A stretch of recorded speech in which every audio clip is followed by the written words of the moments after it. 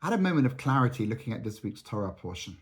It's the one where, after all those years in prison, Yosef comes out of the pit, standing above ground, and he becomes the champion, telling Pharaoh how to save Egypt, organizing the food for the years of the famine, the years of plenty, and he becomes the celebrity in Egypt, saving the country.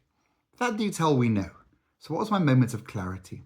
I suddenly thought to myself that there really are two levels of reality. There are those that live above the ground, and those who, for whatever reason, in this Torah story, it's Joseph below the ground for a crime he never committed. But symbolically, there are people who are living under the ground, who appear to be living a normal life, who appear to be happy and smiling and successful. We know Joseph was successful because the Torah tells us that. But he was living under the ground in an alternative reality. We all know that we put on a smile when we leave our homes. We tend not to bring the chaos in our lives into the public space. But like Joseph, how many people, maybe ourselves, maybe our neighbors and our friends, might be living in what we think is our reality, but deep down in some very deep place, they're really struggling. They're not living above the ground. They're doing what you and I do. They look totally fine, but actually their emotions are so deep, are buried so deep.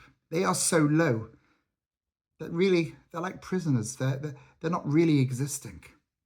So as we come back to these familiar narratives with Joseph being thrown out of the pit, we can turn to God and pray that those who are in difficult places find that escape.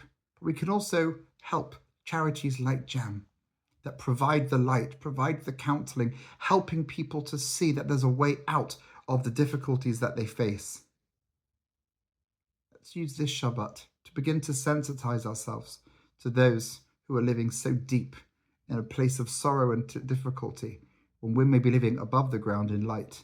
Let us take a moment to think about those people who are still living in darkness, and then make a promise that we can do something to help them. Shabbat Shalom.